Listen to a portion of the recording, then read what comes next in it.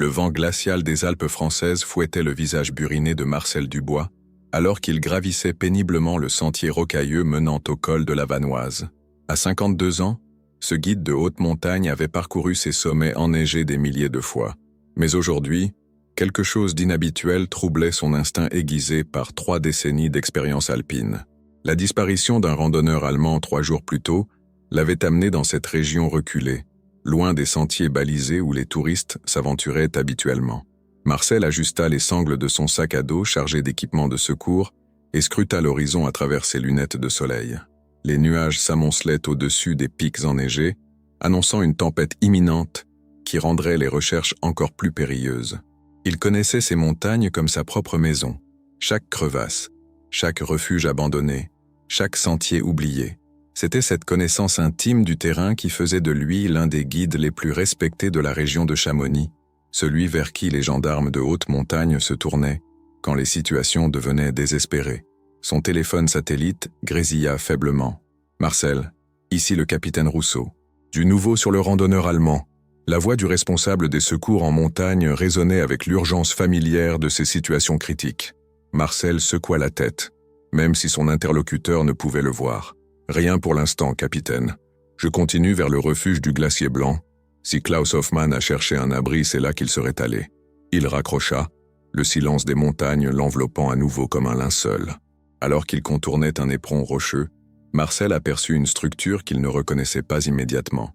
Une cabane de bois sombre, à demi dissimulée par des sapins centenaires, se dressait à environ 200 mètres en contrebas. Ce n'était pas le refuge qu'il cherchait, mais plutôt une ancienne baraque de berger qu'il n'avait jamais remarquée lors de ses précédentes expéditions.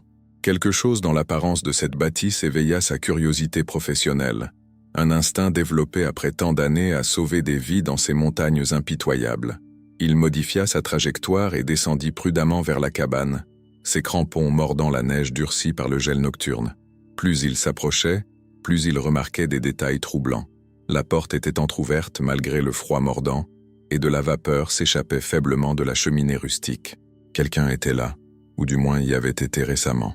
Marcel dégaina sa lampe frontale et vérifia machinalement son équipement de premier secours, son cœur accélérant légèrement dans sa poitrine. « Il y a quelqu'un » cria-t-il en français, puis en allemand, espérant que Klaus Hoffmann l'entendrait.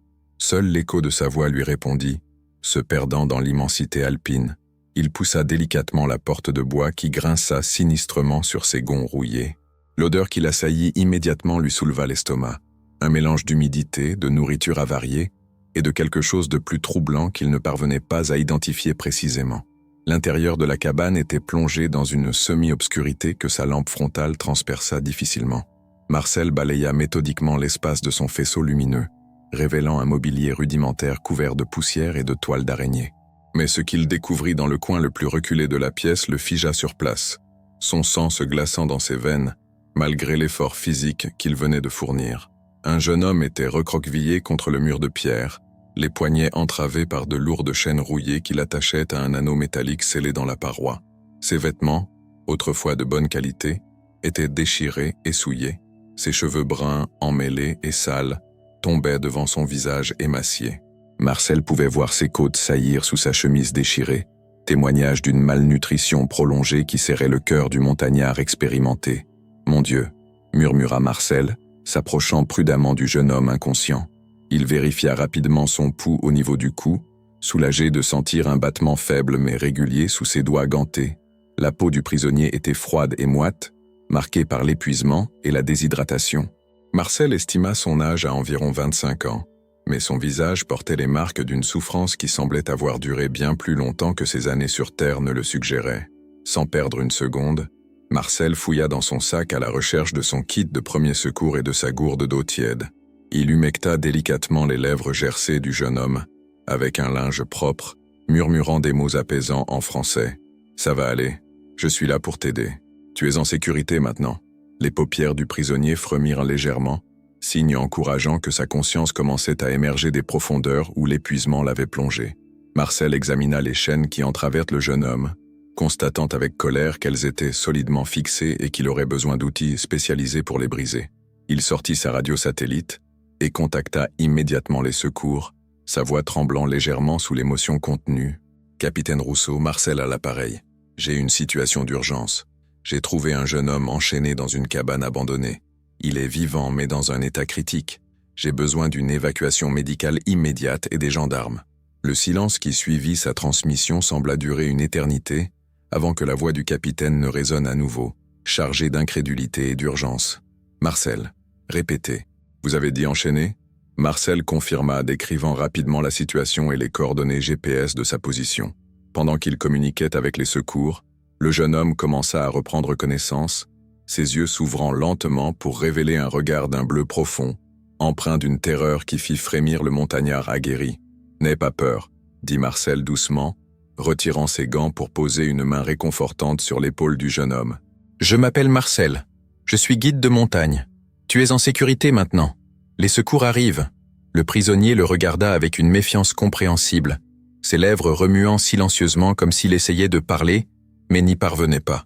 Marcel remarqua que ses yeux, malgré l'épuisement, possédaient une intelligence vive qui contrastait avec son état physique déplorable.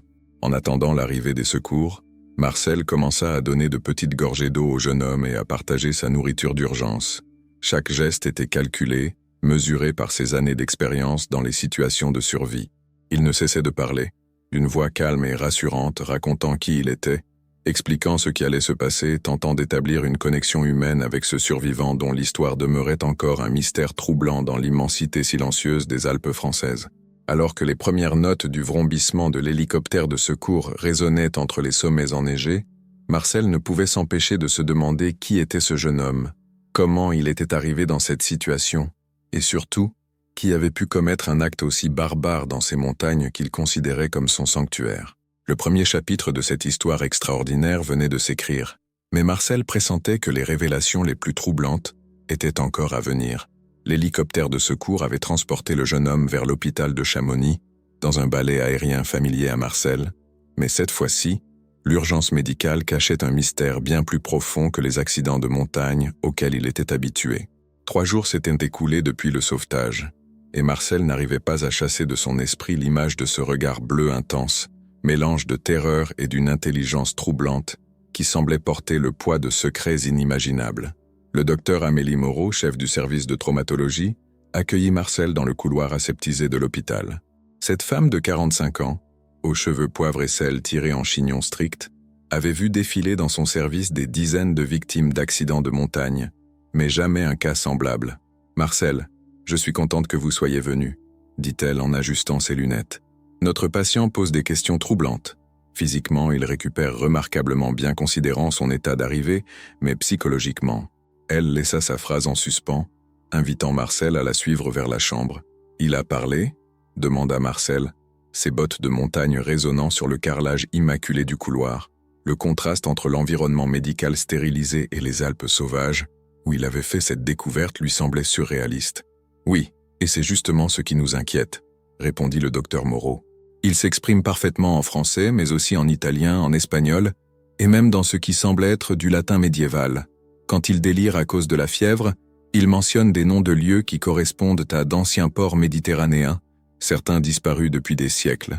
Marcel fronça les sourcils, son instinct de montagnard habitué aux situations extraordinaires s'aiguisant. « Vous pensez qu'il pourrait être historien ou archéologue ?» Le docteur Moreau secoua la tête. C'est possible, mais ses connaissances semblent aller bien au-delà de l'académique. Hier, il a décrit avec une précision troublante les techniques de navigation utilisées par les marchands vénitiens du XVe siècle, comme s'il les avait pratiquées lui-même. Et puis, il y a autre chose. Elle s'arrêta devant la porte de la chambre 237. Il vous réclame constamment. Il dit que vous êtes la seule personne en qui il peut avoir confiance, que vous l'avez sauvé d'un danger qu'il refuse de décrire aux autorités.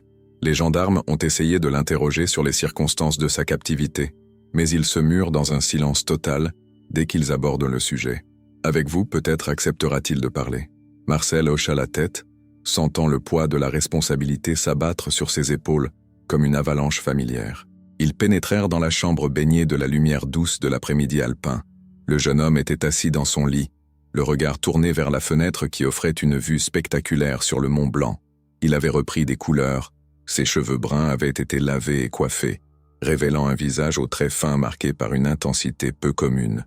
Quand il aperçut Marcel, Son expression se transforma instantanément, la méfiance laissant place à un soulagement palpable qui serra le cœur du montagnard. « Marcel », murmura-t-il d'une voix encore rauque mais beaucoup plus forte qu'au moment du sauvetage. « Vous êtes venu ?»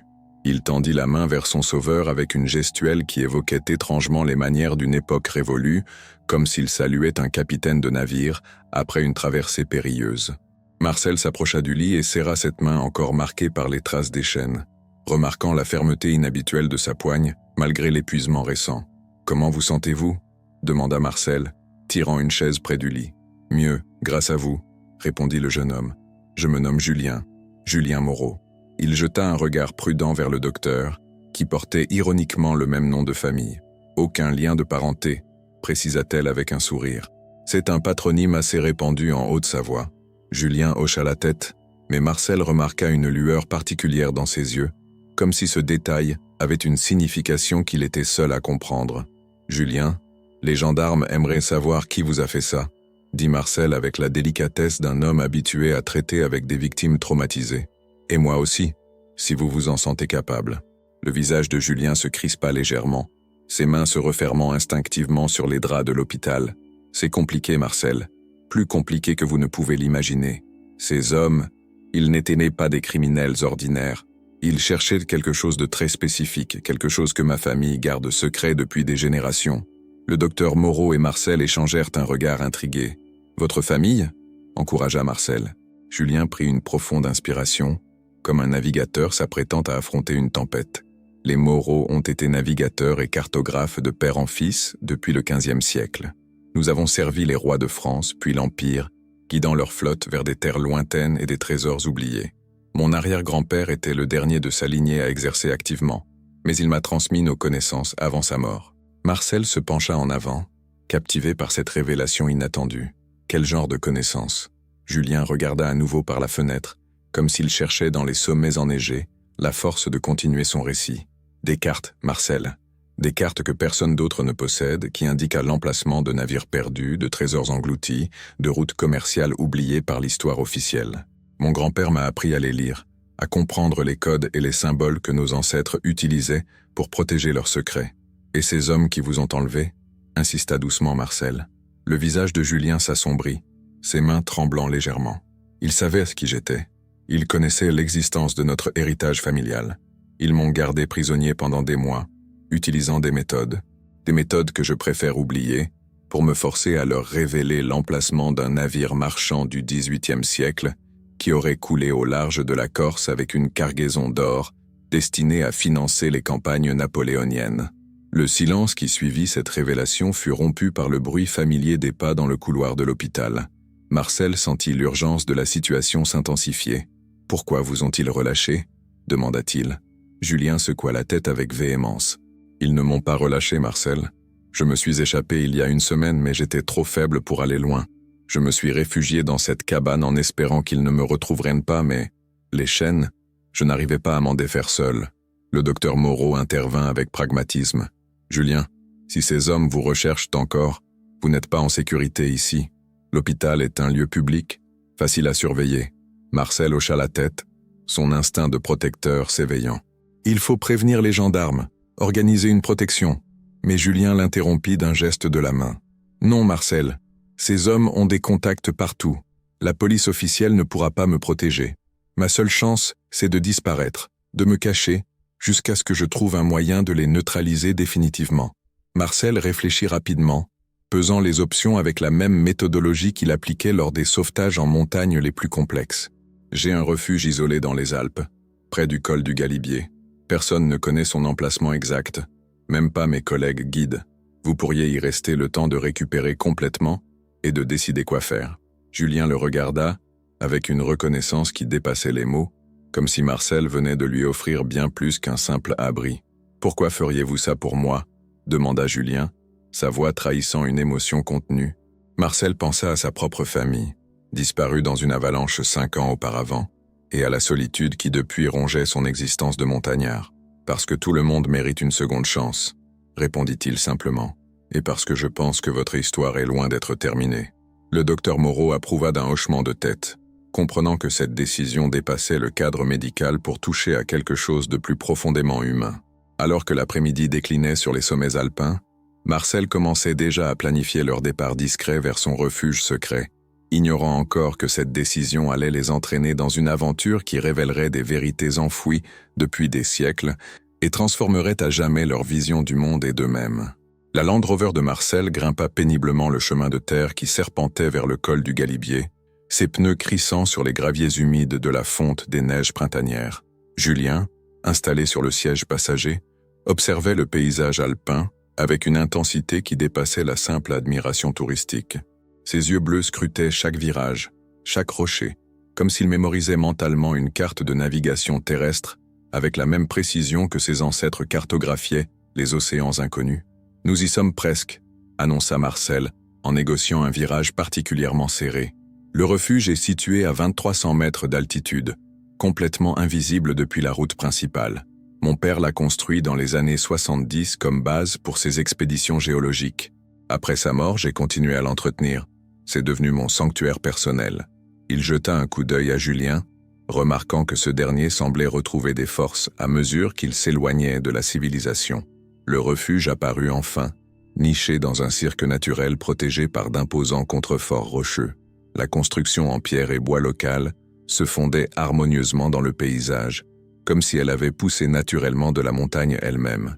Une cheminée de pierre fumait déjà, témoignage du passage récent de Marcel qui était venu préparer leur arrivée la veille. « C'est magnifique », murmura Julien, sa voix trahissant une émotion que Marcel ne lui avait pas encore entendue. « Cet endroit me rappelle les descriptions que mon grand-père faisait des îles désertes, où les navigateurs se réfugiaient pour réparer leurs navires. » Marcel gara le véhicule près du refuge et coupa le moteur.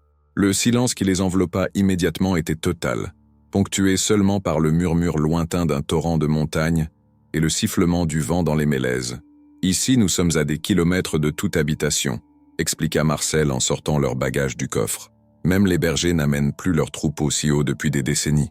Vous serez en sécurité le temps de récupérer complètement et de décider de la suite. » L'intérieur du refuge révéla le caractère méticuleux de Marcel. Tout était parfaitement organisé, depuis les conserves soigneusement étiquetées jusqu'aux cartes topographiques encadrées qui couvraient les murs. Une bibliothèque bien fournie occupait un angle de la pièce principale, remplie d'ouvrages sur l'alpinisme, la géologie et l'histoire régionale. Julien s'approcha des cartes avec un intérêt visible, ses doigts effleurant le verre qui protégeait ces représentations modernes des montagnes environnantes. « Votre père était cartographe aussi ?» demanda Julien, étudiant une carte géologique particulièrement détaillée du massif du Mont Blanc. Marcel alluma un feu dans la cheminée avant de répondre. « Géologue. Il travaillait pour l'Institut national de recherche géologique. Ces montagnes n'avaient aucun secret pour lui. Chaque strate rocheuse, chaque formation géologique était répertoriée dans sa mémoire. Il marqua une pause, observant Julien qui semblait déchiffrer les cartes avec une aisance troublante. « Comme vous avec vos cartes marines, j'imagine. » Julien se tourna vers Marcel, son expression devenant plus grave. « Marcel, je dois vous dire quelque chose. Ces hommes qui m'ont enlevé, ils ne sont pas des criminels ordinaires cherchant un trésor pour s'enrichir. Ils font partie d'une organisation qui collectionne les artefacts historiques et les informations précieuses pour les revendre aux plus offrants. Gouvernements, collectionneurs privés, parfois même des groupes terroristes. Mes connaissances sur les routes commerciales anciennes et les épaves perdues valent des millions sur leur marché noir. » Marcel posa une bûche supplémentaire dans l'âtre, réfléchissant aux implications de cette révélation. « Vous pensez qu'ils ont abandonné leurs recherches ?» Julien secoua la tête énergiquement. « Jamais. L'information qu'ils cherchent concerne un navire appelé la Méduse d'Or, un galion français qui transportait le trésor personnel de Joséphine de Beauharnais vers une destination secrète quand Napoléon a été exilé. Le navire a coulé dans une tempête au large de la Corse en 1815, mais les documents officiels de l'époque ont été falsifiés pour faire croire qu'il avait atteint sa destination. L'histoire prenait une dimension qui dépassait l'imagination de Marcel. Et vous connaissez sa position exacte ? Julien s'assit dans l'un des fauteuils en cuir, face au feu crépitant. Mon ancêtre, Barthélemy Moreau, était le navigateur de ce navire. Avant de mourir noyé, il a confié à un pêcheur corse les coordonnées précises de l'épave, avec instruction de les transmettre à sa famille. Ces informations ont été transmises de génération en génération, codées dans des cartes que seul un Moreau peut déchiffrer. Marcel servit 2 tasses de thé chaud, le rituel familier l'aidant à digérer ces révélations extraordinaires. Pourquoi ne pas révéler ces informations aux autorités françaises ? Le trésor appartient légitimement à l'État. Julien accepta la tasse avec reconnaissance, ses mains encore marquées par les traces des chaînes. Parce que ce n'est pas seulement une question d'argent, Marcel. La Méduse d'or transportait aussi des documents compromettants sur des familles aristocratiques qui ont survécu à la Révolution en collaborant secrètement avec les Anglais. Ces informations pourraient encore aujourd'hui déstabiliser certaines lignées influentes. La nuit tombait sur les Alpes, transformant les sommets en silhouettes fantomatiques sous la lune croissante.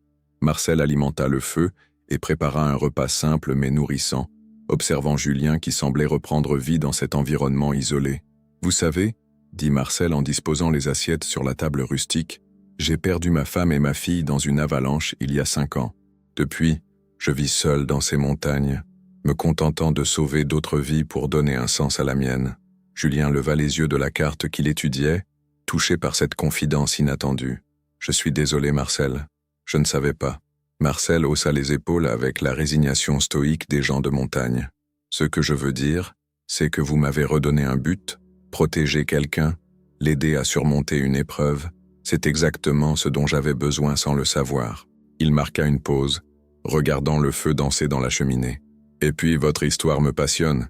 Ces secrets de famille, cette chasse au trésor qui traverse les siècles, c'est comme un roman d'aventure dont je fais maintenant partie. » Julien sourit pour la première fois depuis leur rencontre. Un sourire qui transformait complètement son visage marqué par l'épreuve. « Marcel, vous ne réalisez pas ce que vous venez de faire. En m'offrant cet asile, vous venez de changer le cours des événements. Mes ravisseurs pensent que je suis mort ou définitivement hors d'état de nuire.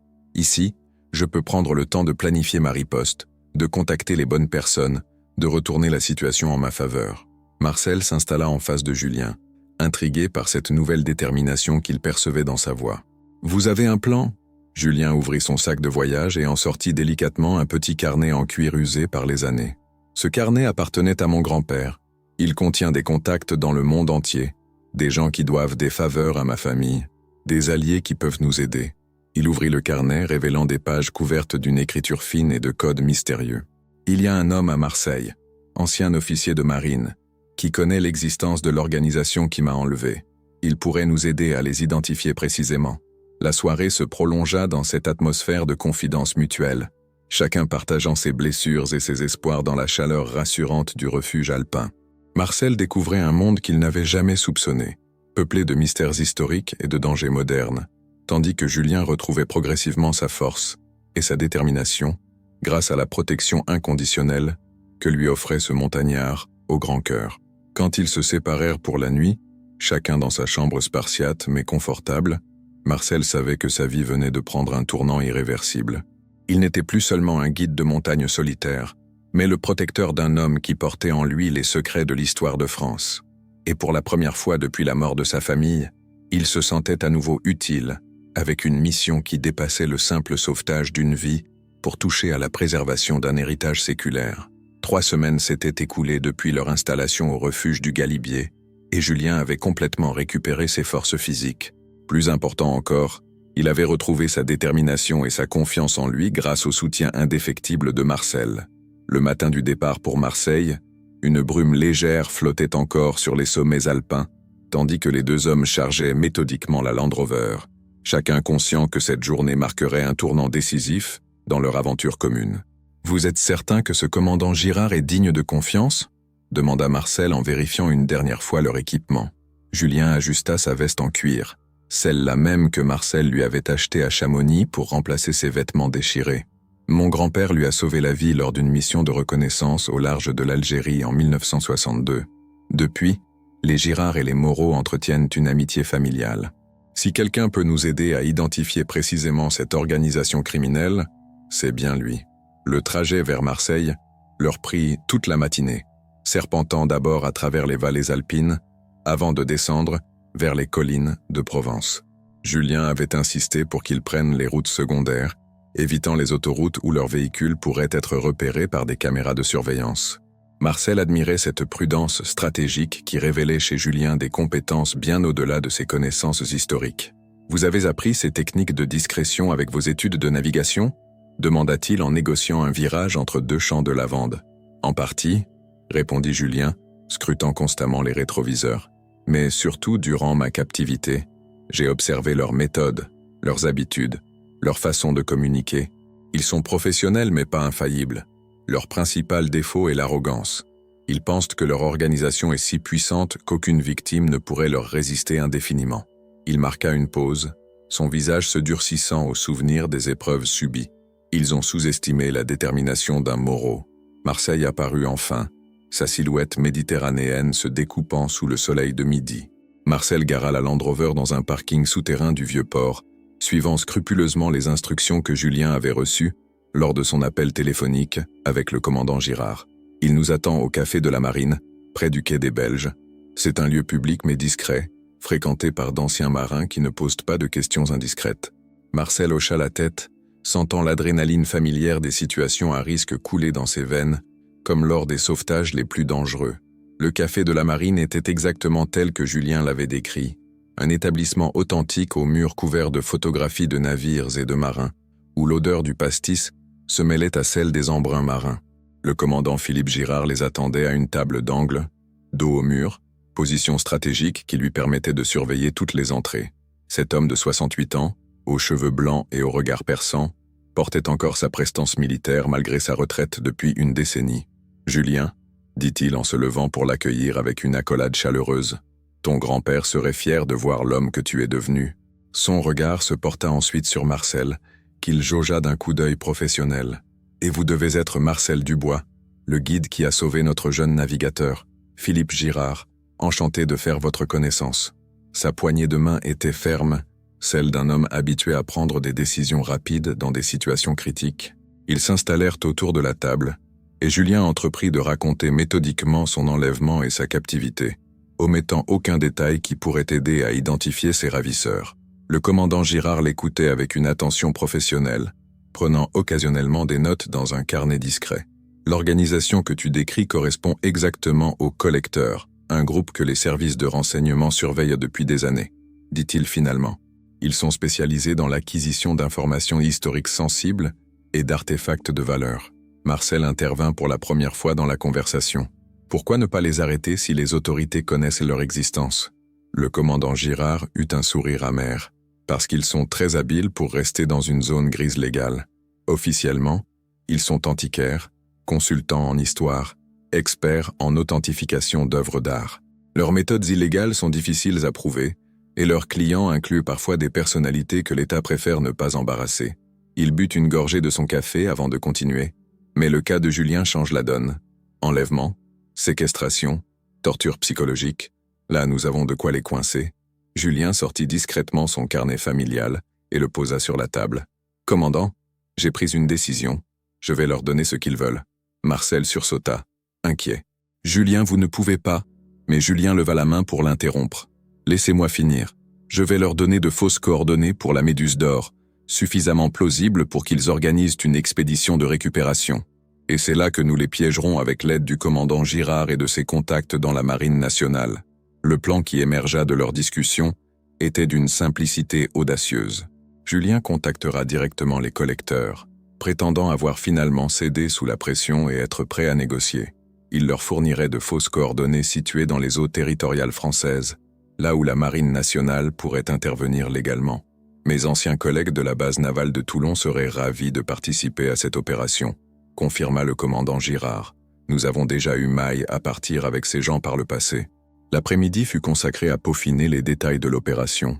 Marcel, initialement réticent à l'idée d'exposer Julien à nouveau au danger, comprit progressivement que cette stratégie offensive était leur seule chance de neutraliser définitivement la menace. « Vous réalisez que si votre plan échoue, ils vous tueront cette fois-ci » dit-il à Julien, alors qu'il marchait sur le vieux port pour discuter en privé. « Je le sais, Marcel, mais je ne peux pas passer le reste de ma vie à me cacher. » Et puis, il sourit avec une confiance retrouvée. « J'ai maintenant 2 alliés de valeur. » Le rendez-vous avec les collecteurs fut fixé au surlendemain, dans un restaurant discret de la Canebière.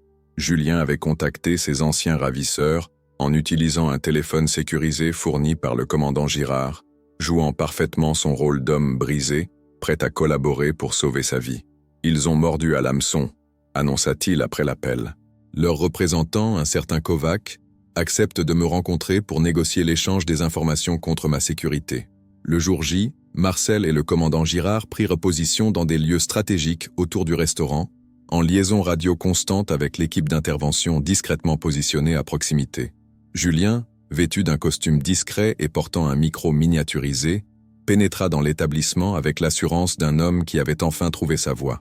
Son interlocuteur, Dimitri Kovac, était exactement tel qu'il l'avait décrit, un homme d'affaires en apparence respectable, au regard froid et calculateur. La négociation dura moins d'1 heure. Julien joua son rôle à la perfection, fournissant juste assez de détails vraisemblables pour convaincre Kovac de l'authenticité des informations. En échange de coordonnées précises et d'une carte de navigation codée, il obtenait la garantie que l'organisation cesserait définitivement de le poursuivre. « Marché conclu », dit Kovac en serrant la main de Julien. « Nos plongeurs partiront demain matin. Si l'épave est bien là où vous le prétendez, vous n'entendrez plus jamais parler de nous. » 3 jours plus tard, la Marine nationale interceptait le navire des collecteurs dans les eaux territoriales françaises, arrêtant l'équipe complète et saisissant suffisamment de preuves pour démanteler définitivement l'organisation. Julien, Marcel et le commandant Girard célébrèrent cette victoire dans le même café de la Marine, où tout avait commencé, levant leurs verres à une amitié forgée dans l'adversité et à la justice enfin rendue. « Et maintenant ?» demanda Marcel, regardant Julien qui semblait avoir retrouvé toute sa sérénité. « Maintenant, je retourne à ma vraie passion, l'étude de l'histoire maritime. Mais cette fois, je ne serai plus seul.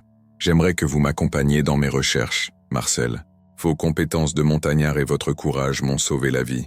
Ensemble, nous pourrions révéler au monde des trésors historiques authentiques, légalement cette fois-ci. » Marcel sourit, sentant qu'une nouvelle aventure commençait, plus belle et plus juste que tout ce qu'il avait pu imaginer dans la solitude de ces montagnes alpines.